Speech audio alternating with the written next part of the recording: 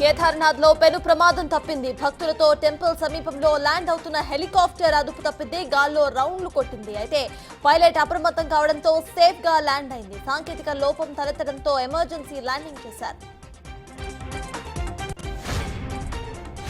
BRS హత్య రాజకీయాలు చేయటం దురదృష్టకరమని మంత్రి జూపల్లి కృష్ణారావు విమర్శించారు. బీఆర్ఎస్ కార్యకర్త శ్రీధర్ రెడ్డి హత్య అంశంపై ఆ పార్టీ నిరాధార ఆరోపణలు చేస్తోందని మండిపడ్డారు.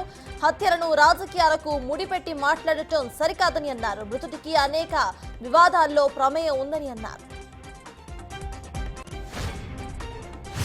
బెంగళూరు రేప్ పార్టీలో వస్తున్న ఆరోపణలను మంత్రి కాకాని గోవర్ధన్ ఖండించారు. ఓ కారుకు తన స్టిక్కర్ ఉండడానికి ఆధారాలు చూపించాలని డిమాండ్ చేశారు. బ్లడ్ శాంపిల్స్ ఇవ్వడానికి కూడా తాను సిద్ధమని సోమిరెడ్డికి సవాలు విసిరారు. బహిరంగ చర్చకైనా తాను సిద్ధమని అన్నారు.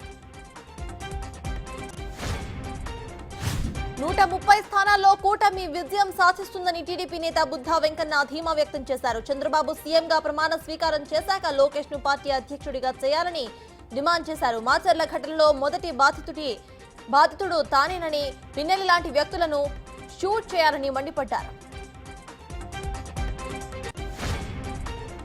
మేడిగడ్డ గేట్లను తొలగించేందుకు అధికారులు ప్రయత్నాలు చేస్తున్నారు. గేట్ల బీమ్లను ఇంజనీర్లు పూర్తిగా తొలగిస్తున్నారు. 19, 20, 21వ గేట్లు పూర్తిగా బెండ్ కావడంతో ఎత్తడానికి ఇబ్బందిగా మారింది. అయితే పిల్లర్స్ సింక్ అయ్యి బెండ్ కావడంతో గేట్లు పూర్తిగా స్ట్రక్ అయిపోయాయి. బీడింగ్ తొలగించి క్రేన్లతో ఎత్తేందుకు అధికారులు నిర్ణయించారు. శ్రీకాకుళం జిల్లా పలాసలో ఓ ఇంట్లో దొంగలు చోరీకి పాల్పడ్డారు. ఎవరూ లేని సమయం చూసి తాళాలు పగలగొట్టి లోనికి చొరబడ్డారు. 40 తులాల బంగారం, వెండి వస్తువులు ఎత్తుకువెళ్లారు. కూతురి పెళ్లి కోసం దాచుకున్న ఆభరణాలను దొంగలు కాజేయడంతో బాధితురాలు కన్నీరు మున్నీరవుతోంది.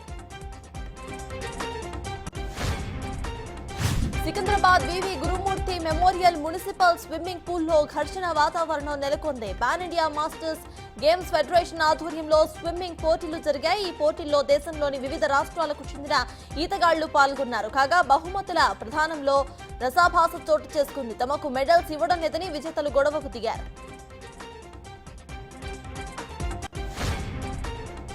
ఆస్ట్రేలియాలో షాద్ నగర్ యువకుడు అనుమానాస్పద స్థితిలో ప్రాణాలు కోల్పోయాడు. 5 రోజుల క్రితం అదృశ్యమైన అరవింద్ సముద్రంలో శవమై తేలారు. సిడ్నీ సముద్ర తీరానికి కొద్ది దూరంలో అరవింద్ కారును పోలీసులు గుర్తించారు. అక్కడ దొరికిన ఆధారాలతో చనిపోయింది అరవిందేనని గుర్తించారు. అయితే హత్య లేక ఆత్మహత్య అనే కోణంలో విచారణ జరుపుతున్నారు. ఛత్తీస్గఢ్ లో మరోసారి కాల్పుల మోత మోగింది. దక్షిణ బస్తర్, దంతేవాడ జిల్లాల్లో సర్చ్ ఆపరేషన్ ముగించుకుని తిరిగి వస్తున్న భద్రతా బలగాలపై మావోయిస్టులు విరుచుకుపడ్డారు. దీంతో భద్రతా బలగాలు కూడా ఎదురు కాల్పులకు దిగారు. ఈ ఘటనలో 8 మంది మావోయిస్టులు మృతి చెందారు.